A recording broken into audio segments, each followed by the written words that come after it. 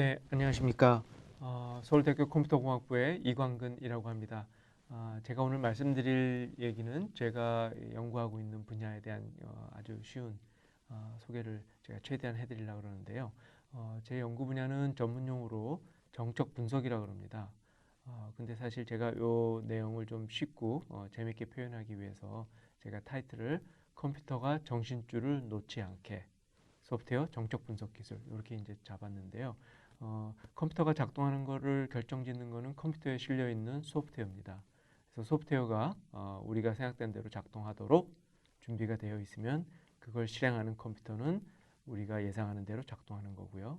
그 소프트웨어가 우리가 예상하지 않은 방식으로 혹시 실수로 잘못되게 표현이 되어 있다면 컴퓨터는 그 잘못된 표현 그대로 실행하기 때문에 컴퓨터가 이상한 일을 하는 거로 저희가 이제 보게 되죠.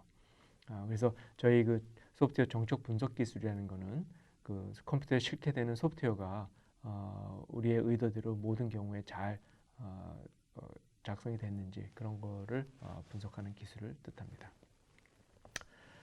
그래서 소프트웨어 정적 분석 그러면 영어로는 이제 static analysis라 그래요. static이라는 게 이제 정적이라는 뜻이죠. 그게 무슨 뜻인지는 제가 곧 말씀드리도록 하겠습니다. 아까 말씀드렸듯이 소프트웨어가 컴퓨터에 실려서 실행이 될 때인데 그 실행의 미래, 앞으로 정말 이 소프트웨어는 이거대로 실행이 되면 우리 생각한 대로 컴퓨터가 돌게 되는 건지 제대로 다 짜여 있는지 뭐 이런 거를 빠짐없이 어림잡는 기술입니다. 그러니까 빠짐이 없다는 거는 어떤 소프트웨어라는 게 이제 외부 세계와 입력을 주고받고 그러면서 어떤 일을 해가지 않습니까? 근데 그런 모든 가능한 입력들에 대해서 우리가 생각한 대로 제대로 잘 돌도록 소프트웨어가 잘 작동이 되어 있는지 그런 거를 이제 분석하는 기술이고요. 근데 저희가 어림잡는 기술이라고 그랬는데 제가 조금 이따가 말씀을 드리겠지만 실행 미래를 빠짐없이 하려다 그러는데 정확하게 아주 포커스가 잘 잡혀가지고선 그 실행의 미래를 파악하는 것은 사실은 이론적으로는 불가능합니다. 그래서 약간 어림잡는 방법이 필요하고요. 그래서 제가 정적 분석은 소프트웨어 실행 미래를 빠짐없이 어림잡는 기술이다. 뭐 이렇게 제가 말씀드린 겁니다. 근데 제가 이 기술이 특별하다고 이제 생각하실 수도 있는데 꼭 그렇지도 않은 게요. 저희가 여러분들 중고등학교 때 이미 사실 우리는 많이 정적 분석을 많이 해봤어요. 그러니까 제가 그림에 이렇게 표현을 했는데 예를 들어서 저렇게 언덕 위에 1kg짜리 수레가 지금 놓여 있다 그러고요. 저 20도 언덕길을 몇 미터 이제 내려오겠죠. 그러면 이제 확 내려왔을 때 이제 우리가 이제 가끔 이야기하는 이제 충격량이라는 게 있지 않습니까? 그러니까 질량 곱하기 이제 속도 뭐 그걸 표현하는데 충격량이 얼마 이상 얼마가 되는지를 이제 우리가 계산하고 싶죠. 이런 경우에 그래가지고 저 밑에 있는 호두가 과연 깨질까? 호두는 충격량이 얼마 이상일 때만 저 껍데기가 깨진다라는 걸 알고 있으면 우리가 만약에 이런 식으로 장치를 구성을 하면 해서 실행을 시키면 저 수레가 밑으로 내려와 가지고선 호두에 닿을 때 충격량이 호두 껍데기를 깨뜨릴 만큼의 충격량이 될지 안 될지를 우리가 이제 한번 확인해 보고 싶죠. 그래서 우리가 이제 중고등학교 때 이렇게 만들어 놨을 때 이게 정말 실행이 돼 가지고 땅바닥에 내려왔을 때 속도가 얼마나 될까라는 걸 저희가 이제 분석을 하는 경우가 있었습니다. 그래서 이런 경우에 이게 이제 프로그램이라고 생각하면 프로그램을 실행하는 건 자연히 실행을 시켜주죠. 그러니까 저 높이에서 저 질량을 가지고 있으면 우리가 그 물리 시간에 배운 게 자연에서 어떤 질량을 가진 것이 지구 표면에 어느 정도 높이에 있을 때 에너지가 얼마다. 그래서 위치 에너지라는 게 있지 않습니까?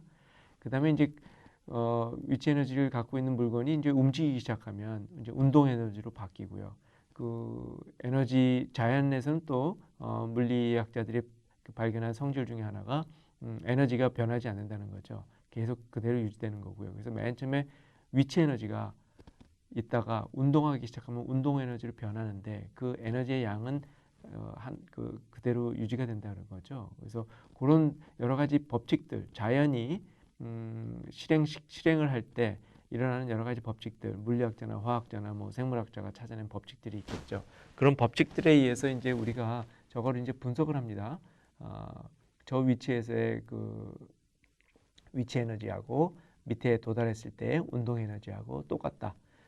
그렇기 때문에 속도는 얼마가 된다. 뭐 이런 식으로 해서 저희가 중고등학교 때 이제 분석을 해서 미리 파악을 해서 요 정도면 진짜 저 호두 껍질은 까진다. 뭐 이런 걸 저희가 했었어요. 이게 바로 정적 분석입니다. 실행시키지 않고 이런 식으로 프로그램을 짜놓으면 자연히 실행을 해줄 텐데 그 미래 어떻게 될 것이다라는 거 우리가 미리 파악을 하죠. 그래서 이제 그렇게 미리 파악해서 우리가 어디다 쓰죠? 될 수 있으면 저 코드를 깨는데 필요한 충격량만큼만 되도록 오버하지 않고 가장 가벼운 그게 다 돈이니까요. 가장 가벼운 수레를 만들어서 하고 싶고 가장 짧은 거리, 가장 낮은 각도의 장치를 만들고 싶죠. 컴퓨터도 똑같습니다. 근데 상황이 어떻게 되냐면 소프트웨어라는 거는요. 제가 책으로 그림을 갖다 놨는데 어떤 언어로 짜여져 있는 어떤 문제풀이 방법이죠. 컴퓨터가 이해하는. 그래서 이제 글들입니다. 책에 쓴 텍스트 같은 것들이죠. 그래서 저 소프트웨어가 있고요. 저 소프트웨어를 실행시키는 건 이제 뭐냐면 자연이 아니고요. 컴퓨터고요. 컴퓨터는 뭐에 맞춰서 실행을 시키냐면 저 소프트웨어가 짜여져 있는 쓰여져 있는 언어가 있습니다. 프로그래밍 랭귀지라고 그러는데 프로그래밍 언어라고 그러죠. 컴퓨터 소프트웨어를 짤 때 전문가들이 사용하는 언어. 그 언어의 의미대로 언어가 어떻게 쓰여져 있으면 무슨 일을 하는 거다 뭐 그런 게 정해진 게 있거든요. 그런 정해진 대로 저 소프트웨어 글들을 한 줄 한 줄 실행해 가면서 그 소프트웨어를 작동시키죠. 그래서 정적 분석이라는 건 뭐냐면 이 소프트웨어 텍스트, 저 글들을 보고요. 컴퓨터가 실행이 되면 어떤 일이 벌어질 거라는 걸 저희가 꼼꼼하게 모든 가능성들을 놓치지 않으면서 한번 유추해 보는 거. 그게 이제 미래를 한번 점쳐보는 거. 그게 이제 정적 분석입니다. 제가 점친다 그랬는데 점친다는 뜻은 사실은 굉장히 일상적으로 틀릴 수도 있고 뭐 틀리면 그만이고 뭐 그런 의미가 있는데 저희 분야에서는 이제 틀리면 안 되죠. 그래서 소프트웨어가 실행 중에 일어날 수 있는 모든 가능성들을 포섭하려면 어떻게 해야 된다. 뭐 그런 이제 여러 가지 과학적인 이론에 근거를 해서 저희가 이제 미래를 점칩니다. 그래서 제가 말씀드렸지만 이 분야가 다른 분야와 다르지 않습니다. 사실 공학의 여러 가지 다른 분야, 기계공학, 화학공학, 전기, 전자공학, 그다음에 뭐 금융도 제가 저기다 써놨는데 거기에 이제 설계를 하죠. 기계 설계를 하고요. 화학공학에서는 뭐 전 잘 모르지만 하여튼 화학 공정 프로세스를 설계를 하고요. 전기도 이제 어떤 회로를 설계를 합니다.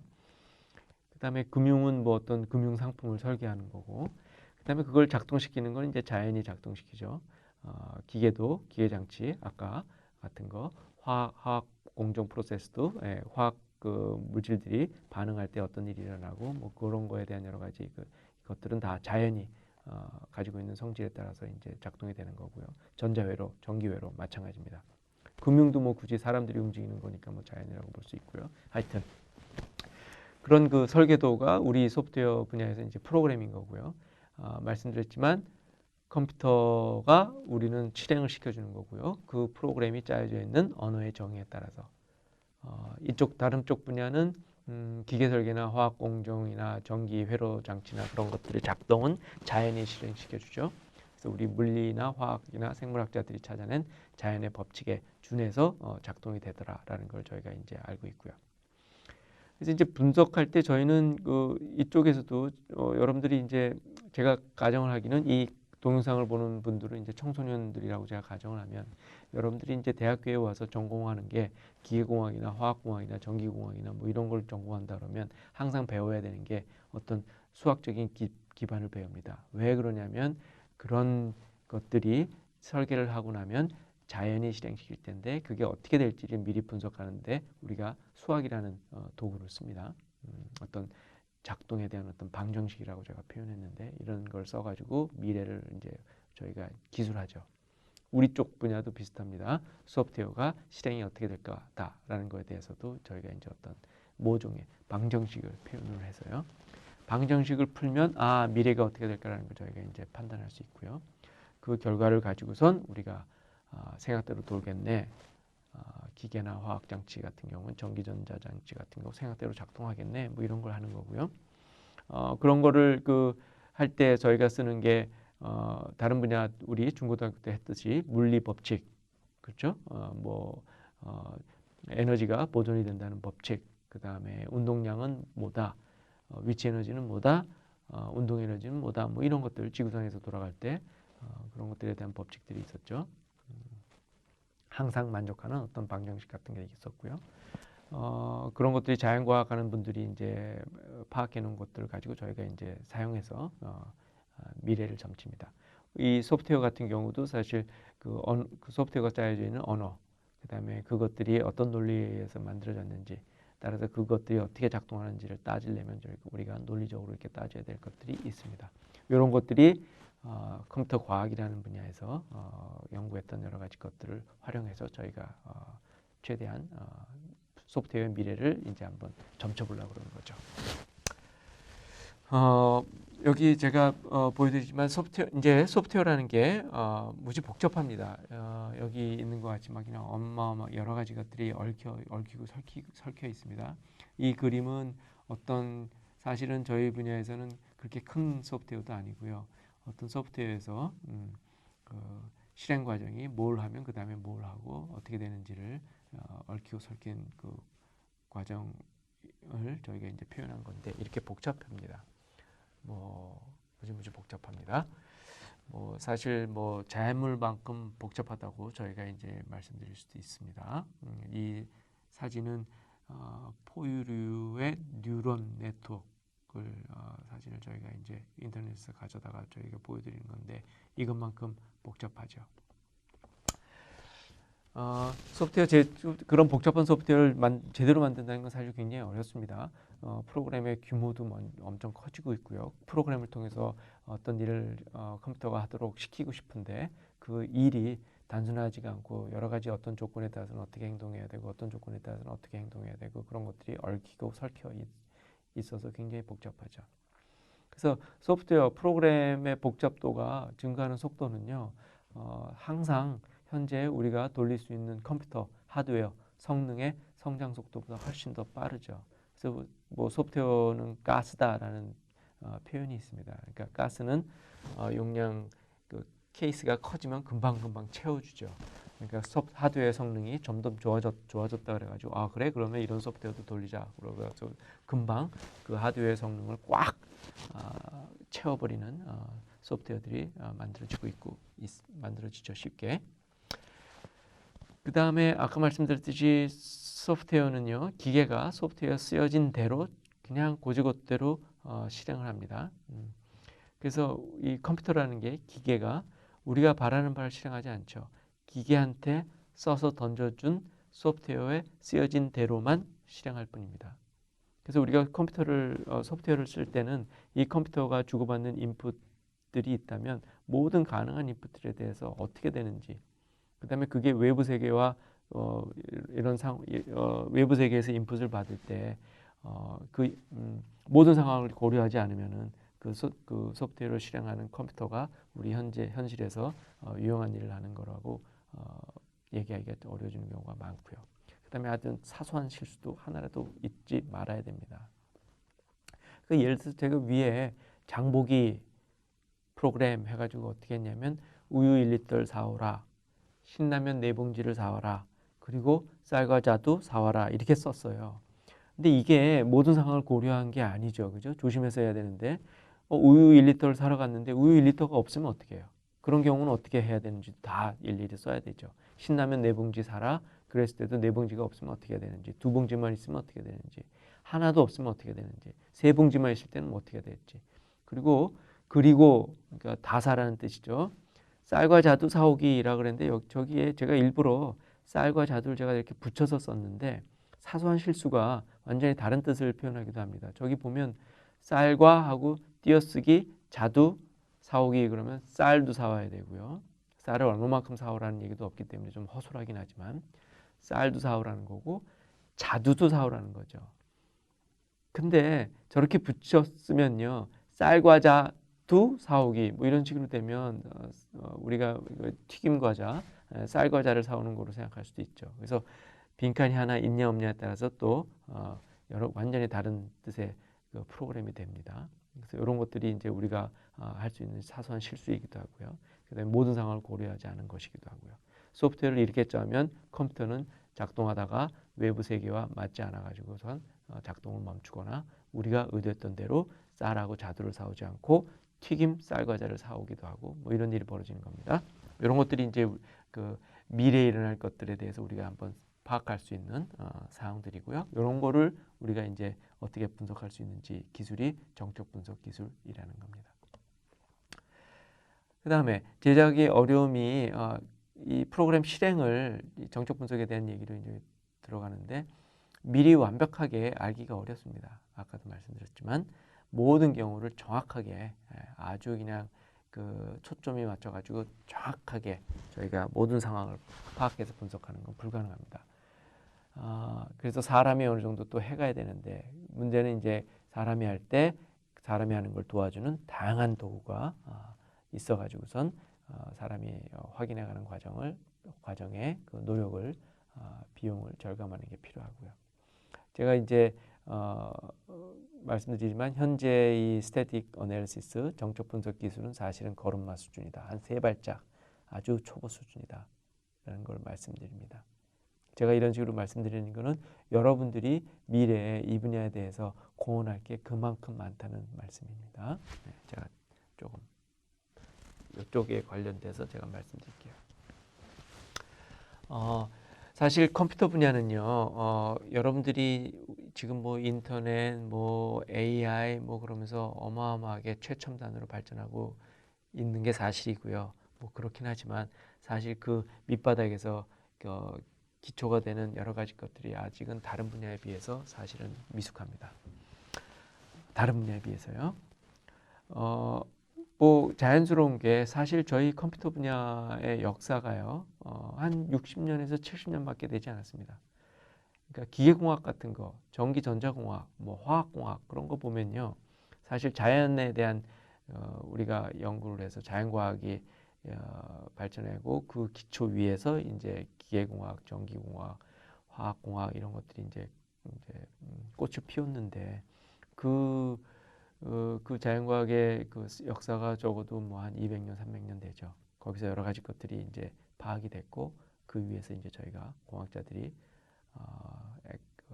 정교한 세상에 아주 진귀한 여러 가지 것들을 만들어내고 있는데 저희 컴퓨터 분야는 컴퓨터 과학이라는 분야가 시작된 게 뭐 한 아무리 빨리 잡아도 1935년, 36년 그다음에 컴퓨터라는 도구가 진짜로 옆에서 지금과 같은 컴퓨터가 만들어지기 시작한 게 1940년대 중후반입니다.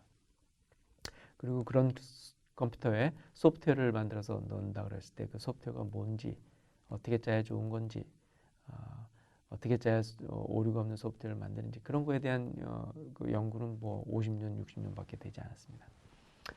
제가 말씀드렸듯이 제가 이 얘기를 드리는 거는 컴퓨터라는 분야가 지금 컴퓨터를 이용해서 여러 가지 기회가 많고 뭐 그렇긴 하지만 학술적으로도 무지무지 기회가 많다. 이렇게 미숙하기 때문에 기회가 많다. 뭐 비유를 드리자면 물리학에서 지금 컴퓨터 분야는 뉴턴이나 갈릴레오나 퀴리나 뭐 그런 사람하고 같이 동시대라고 생각할 수가 있습니다. 그러니까 앞으로 터질 미래가 얼마나 어마어마하게 많이 남아 있겠습니까? 컴퓨터 분야의 발전 속도 제가 요 얘기를 조금 몇 개 좀 해드릴게요. 컴퓨터 분야의 발전 속도가 빠르다고 이제 사람들이 얘기를 합니다. 무지무지 빠른 속도로 발전한다. 뭐 이런 얘기인데 사실은 응용이 여러 가지 것들이 이제 터지고 있고요. 사실은 과연 그런지 한번 볼게요. 컴퓨터 자체의 속도는요. 지난 한 70년 동안 10의 9승배 정도 좋아졌습니다. 메모리의 크기라든가 연산 속도가 그렇습니다. 1945년도에 뭐 여러분들 많이 들어보셨을 겁니다. 애니악이라는 지금과 같이 소프트웨어를 싣고 소프트웨어 쓰여진 대로 실행할 수 있는 컴퓨터 애니악이라는 컴퓨터가 나온 게 1945년이고요. 그 당시에 이 연산 속도가 어떻게 되냐면 1초에 한 10의 3승계 정도의 더하기 곱하기 나누기를 할 수 있었습니다. 그러니까 1000개 정도를 1초에. 지금 올해 세계에서 제일 빠른 컴퓨터라고 그런 게 일본 후지츠하고 일본의 리켄이라는 연구소에서 만든 후각구, 후악, 우리로 치면 이제 부학이죠. 후각구라는 이름이 붙은 컴퓨터인데요. 여기에 CPU가 뭐 10만 개 이상이 있고요.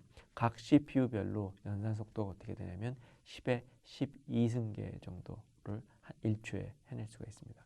그러니까 10의 3승에서 10의 12승으로 빨라졌으니까 한 10의 9승 정도 빨라졌죠. 그렇죠? 그게 지난 한 70년 동안에 벌어졌던 일입니다. 근데 이 발전 속도는요, 사실 다른 엔지니어링 분야하고 그렇게 다르지 않습니다. 사실 한번 따져볼게요. 다른 분야도 한 지난 100년 동안에 뭐 컴퓨터는 70년이었고요. 뭐 얼추 100년 비슷하죠. 뭐 비슷하게 한 10의 7승이나 10의 9승배 정도의 발전이 있었습니다. 에너지 분야 따져보면요. 지난 100년 동안에 한 10의 7승배 됩니다. 그러니까 제가 어떻게 뭐 얼추 따졌냐면 100년 전만 하더라도 대부분의 일은 사실은 기계가 막 출현하기 시작했지만 대부분은 이제 사람이 했습니다. 전 세계적으로 다 그랬죠. 그죠? 노예라는 사람들이 이제 했던 거고요. 요 사람의 힘이라는 게 뭐 제가 이제 어떻게 계산했냐면 말의 힘보다 한 10분의 1 아닐까 싶어서요. 제가 이제 호스파워로 하이는 시간당 10분의 1 호스파워를 낸다라고 제가 이제 얼추 이제 한번 잡았습니다. 근데 지금 우리나라 원전에서 시간당 제가 저 원전 사진이 고리인지 어딘지 하여튼 최신 원전인데 시간당 한 135마력 정도 1기가와트를 생산해낸다 그러더라고요. 그러니까 호스파워로 135만 호스파워입니다. 그러니까 10분의 1 호스파워에서 그러니까 한 10의 7승배 정도 되죠. 그 다음에 이제 교통 분야 같은 걸 보면요. 지난 한 100년 동안에 한 10의 9승배 정도 좋아졌습니다.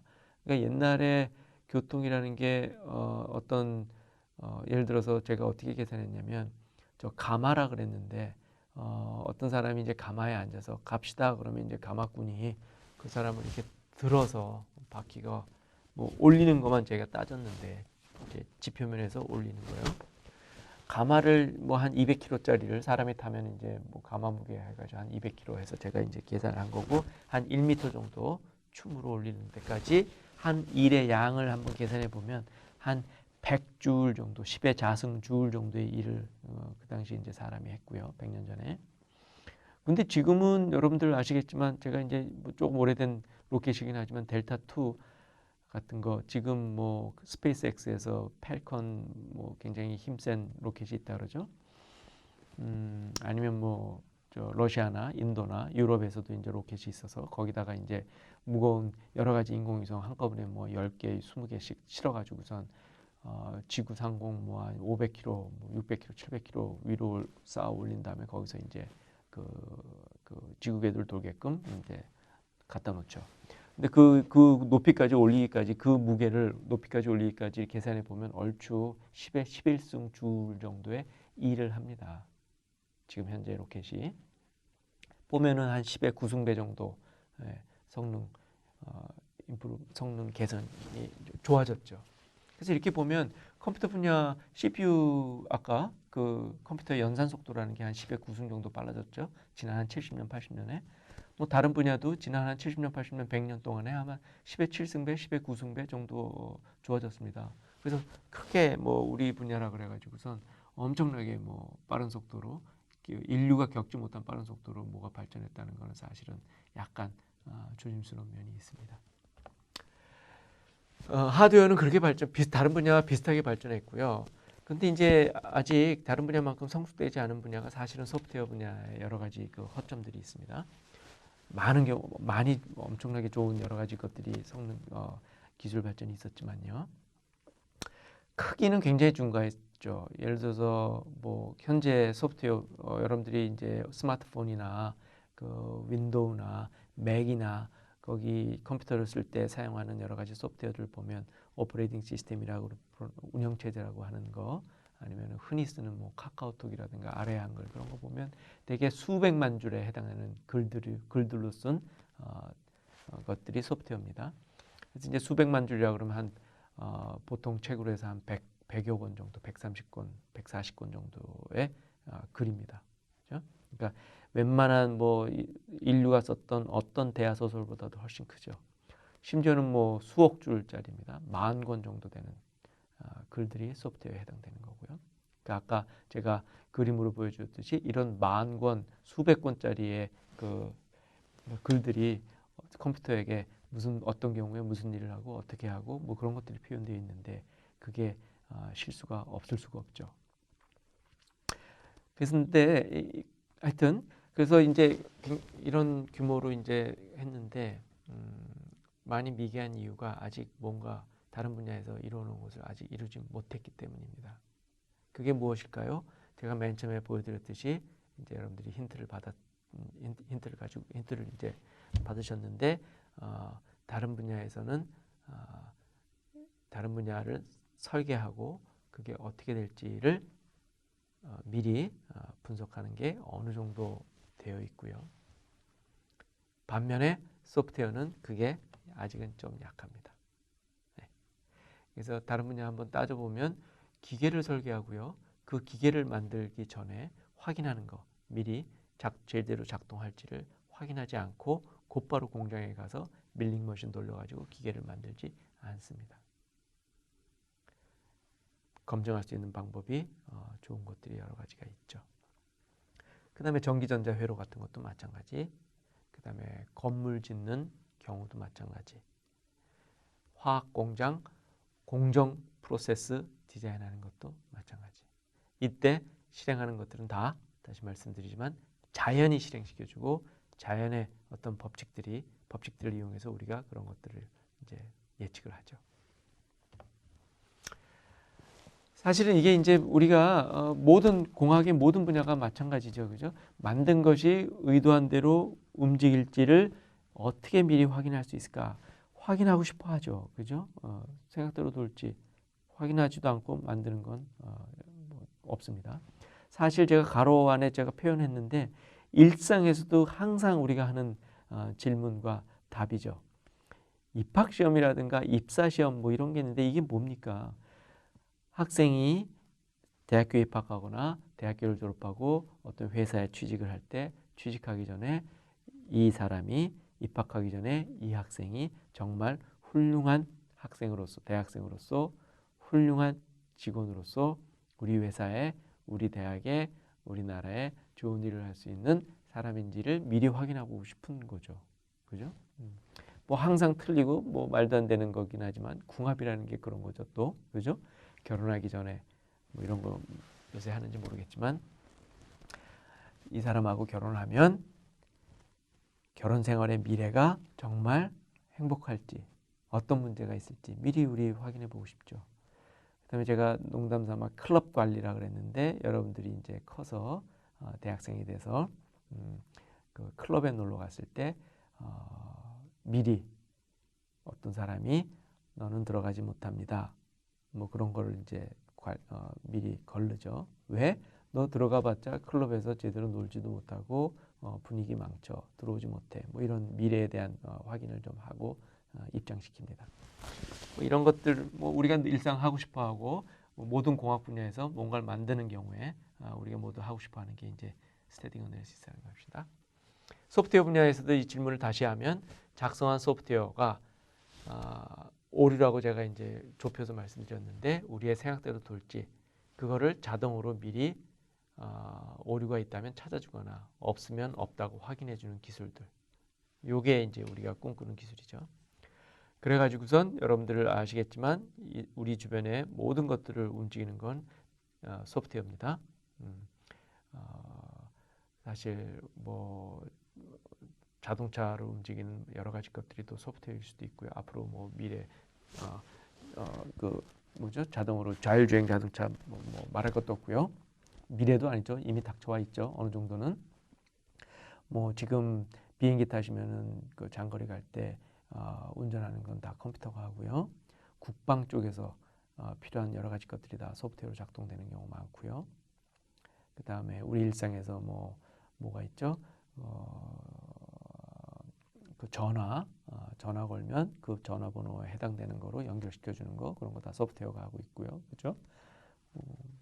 더 이상 말할 필요도 없을 겁니다. 하여튼 그래서 소프트웨어가, 근데 그런 데 있는 소프트웨어가 생각대로 돌지 않고 문제가 생기면 그게 이제 큰 사회적인, 국가적인, 기업 혹은 개인 어떤 문제가 됩니다.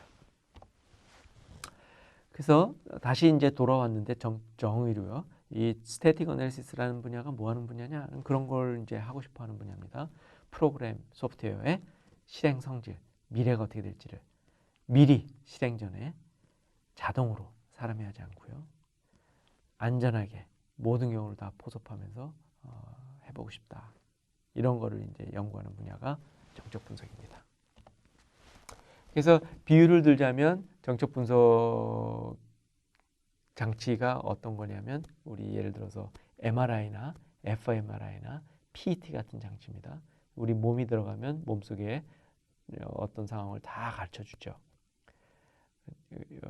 우리 정적 분석이라는 게, 정적 분석 장치라는 게 저런 또 다른 소프트웨어인데 자동으로 해내는 프로그램 텍스트를 쑥 집어넣어주면 그 텍스트가 실행되면서 무슨 일이 벌어질지를 이제 미리 다 얘기를 해줍니다.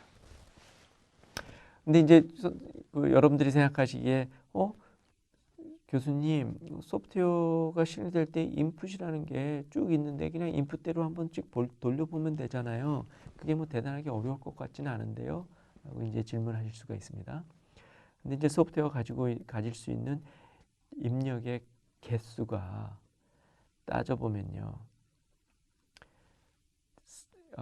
우리 그 제곱 뭐 이렇게 우리 전문 용어로 이제 익스포넨셜하다 그러는데 너무너무 많아집니다.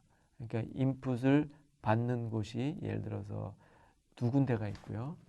한 군데에서 받을 수 있는 인풋의 가지수가 굉장히 많은데 예를 들어서 적게 10이라 그러죠. 10가지밖에 없다. 그러면 인풋 받는 장소가 두 군데가 있다 그러면 10의 자승 가지수가 되죠. 그죠? 그래서 전체 아까 같이 1000권, 2000권, 수백만 권이랄까 하여튼 몇만 권 되는 책에서 인풋을 받는 위치가 두 군데 뿐이겠습니까? 10군데가 된다 그러면 10의 10승이 되고요. 20군데가 있다 그러면 10의 20승이 됩니다. 10의 20승은요. 얼추 그걸 초로 따지면 물리학자들이 지금까지 예측한, 지금까지 분석 이론에 의해서, 현재 이론에서 물리학자들이 유추해낸 이 우주의 시간을 초로 계산했을 때 양과 얼추 맞먹습니다.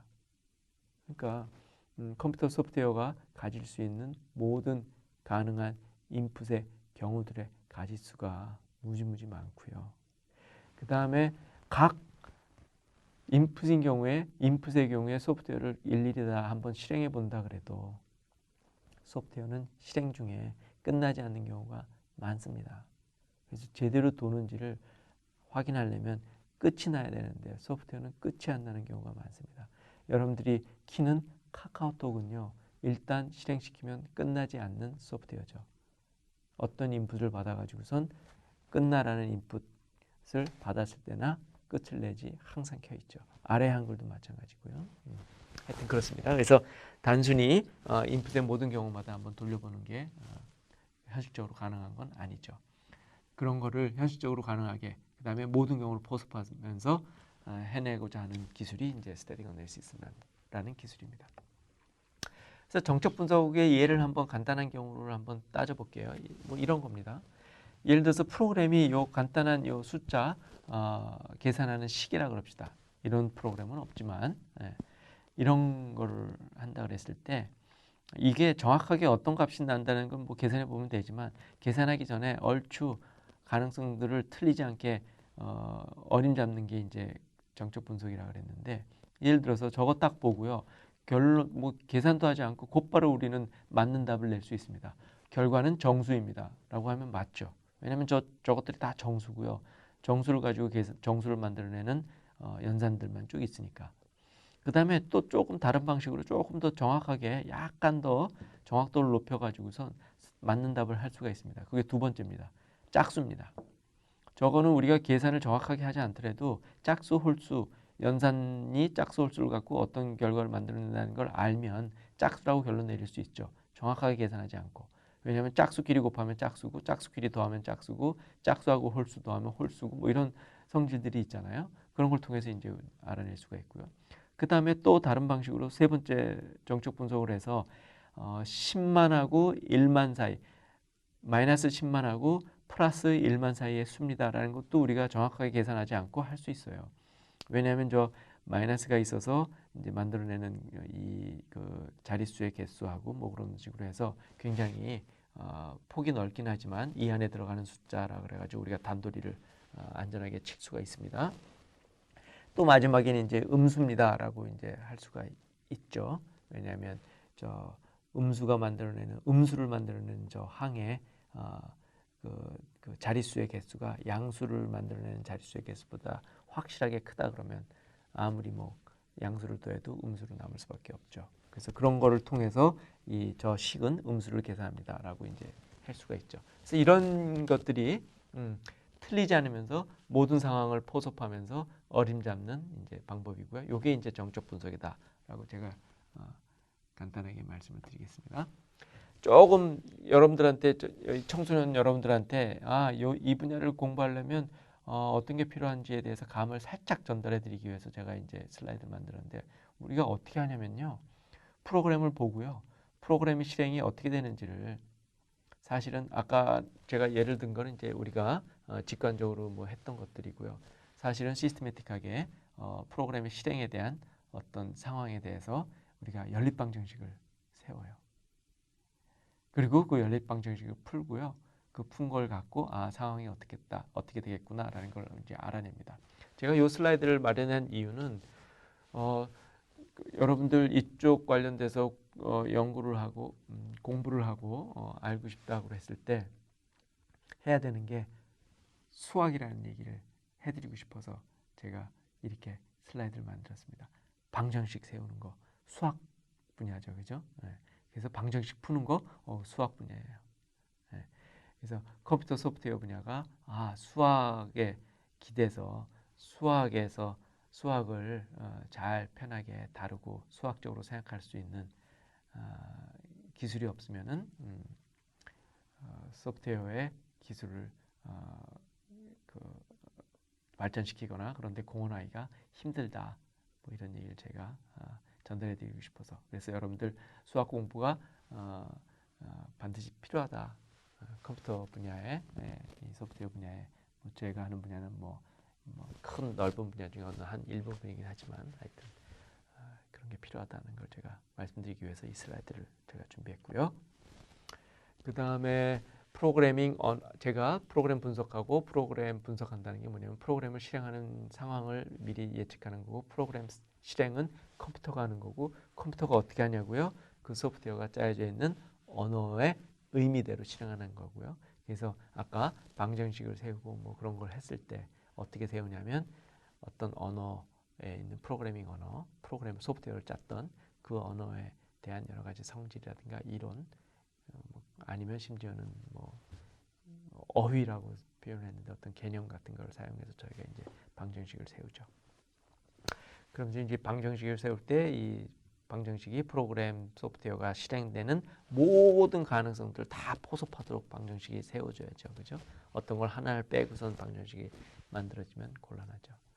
뭐 그런 거에 대해서 어떻게 해야 그렇게 되는지, 그 다음에 세운 방정식의 해는 어떻게 풀 수 있는지, 뭐 온갖 그런 것들에 대한 이론이 프로그램 정적 분석의 이론입니다. 다시 말씀드리지만 수학적으로 이렇게 생각할 줄 알고 편하게 그 수학의 세계에서 즐겁게 할 수 있는 그 역량을 갖추면 이쪽 분야 재밌게 할 수 있는 분야입니다. 그다음에 이제 이 분야가 현재 기술의 한계가 있는데 아까 모든 걸 포섭하는데 정확하게 못한다 그랬잖아요. 그러니까 모든 걸 포섭하는데 정확하게 못하다 보니까 그 엑스트라로 실제는 아닌 것도 이렇게 표현하게 되는 경우가 있습니다. 제가 허위 정보라고 표현했죠. 실제 말고 이 허위 정보. 아까 정수식 계산하는 식을 보고 짝수입니다. 그러면 맞는 얘기죠. 계산되는 건 짝수인데 정확하게 짝수의 어딘지는 얘기 못 하고 있죠. 그죠? 그런 허위, 헐렁한 정보들이 거의 끼고 있어서 어쩔 수 없이 끼게 됩니다. 그 다음에 정적 분석의 이제 새로운 도전이라고 제가 이제 앞으로 한 3슬라이드에 거쳐서 말씀드리고 싶은 게 있는데 여러분들 요새 인공지능 얘기 많이 하죠. 근데 이 인공지능 특히 이제 기계학습, 머신러닝, 딥 뉴럴 넷, 딥 러닝, 인공신경망 뭐 이런 얘기를 많이 하고요. 우리 이세돌을 이겼던 그 소프트웨어가 딥 뉴럴 넷이라는 거로 만들어진 소프트웨어죠. 요런 걸 통해서 이제 인공지능이라는 게 이제 많은 분들이 알고 있고 신기해하는 분야인데 요것 때문에 저희 분야도 이제 새로운 도전을 맞이하게 됐다는 얘기를 해드리겠습니다. 제가 요 슬라이드에 신 소프트웨어 종족의 출현이라고 말씀드렸는데 이게 무슨 뜻인지 말씀드릴게요. 소프트웨어를 만드는 방법이 사실은 그 뉴럴넷 기계학습이 있기 전까지는요 한 가지 기둥밖에 없었습니다. 제가 프리 AI라고 표현했는데 AI가 지금까지 성공하기 전까지 기계학습 이전입니다.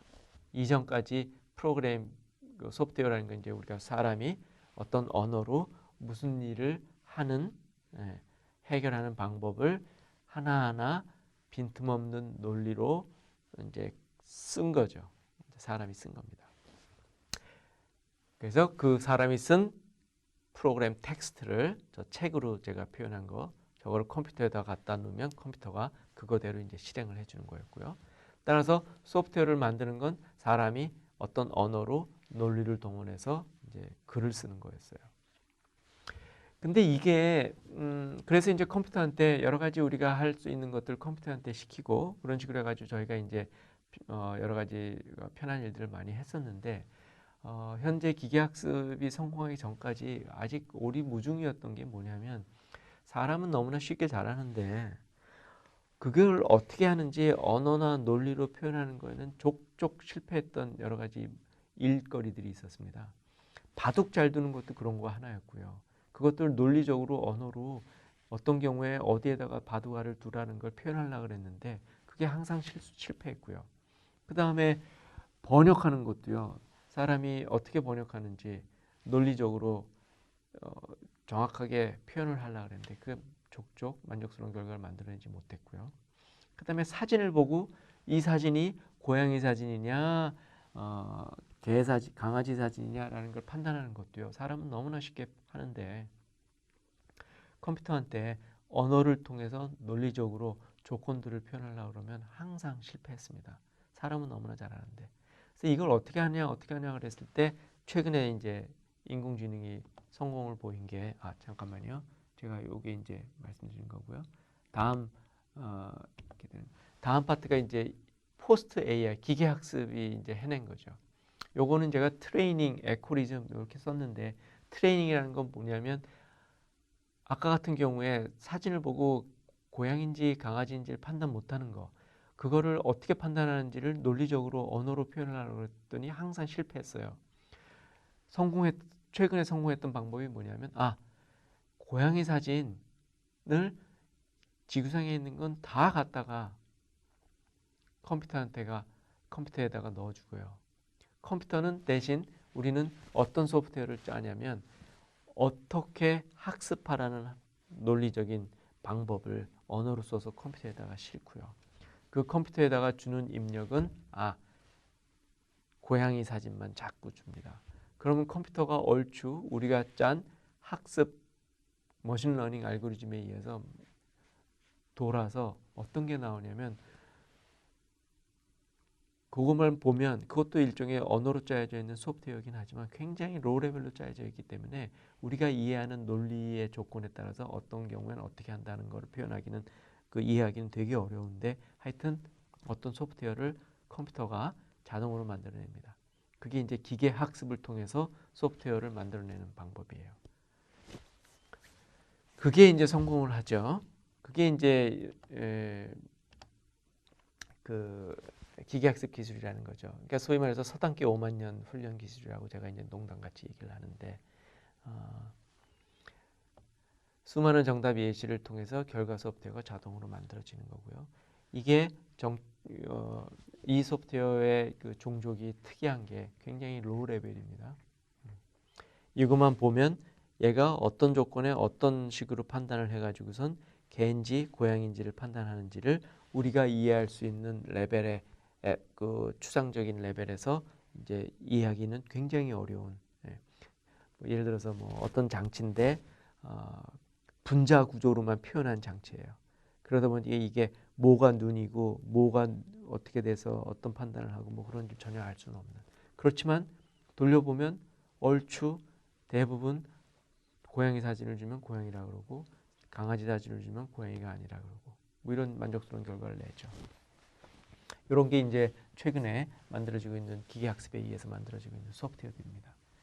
근데 이제 우리가 걱정하는 건 이런 거죠. 그렇게 해서 만들어낸 소프트웨어를 가지고 무슨 번역기를 사용한다거나 아니면 자율주행차에서 화면을 보고 판단하는 거로 사용한다 그랬을 때 이게 정말 모든 경우에 제대로 하는지 그런 거에 대해서는 굉장히 확인을 하고 당연히 확인하고 싶어 하죠. 그러면 저희가 전통적으로 사람이 논리적으로 표현했던 소프트웨어를 분석했던 방식으로 컴퓨터가 만들어낸 굉장히 로우 레벨 이 뉴럴 네트라고 그럽시다. 인공신경망을 이제 분석을 해서 우리가 그걸 사용하는 레벨에서의 논리에 맞게 작동하는지를 판단하는 거. 그건 아주 전혀 새로운 챌린지입니다.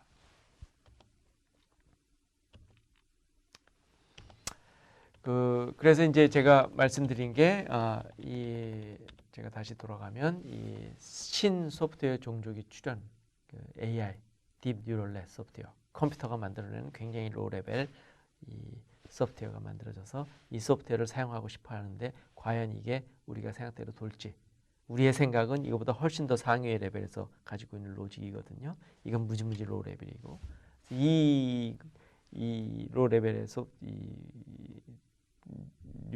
그 신경망 회로가 과연 우리의 생각대로 돌지를 어떻게 쉽게 어느 정도 확인할 수 있는지 요게 저희 분야의 새로운 이제 도전으로 나오고 있습니다.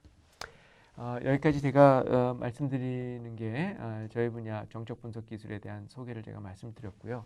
그다음에 이 기회에 여러분들 청소년 여러분들이 컴퓨터 과학의 여러 가지 것들에 대해서 원천적인 아이디어에 대해서 궁금하다 그러면 뭐 제가 쓴 책이긴 하지만 컴퓨터 과학의 연색이라는 책이 있습니다. 그래서 이 책의 일독을 권해드리는 것도 제가 이 기회에 선전담아 해드리도록 하겠습니다. 네, 오늘 제 강의는 여기까지 하도록 하겠습니다. 감사합니다.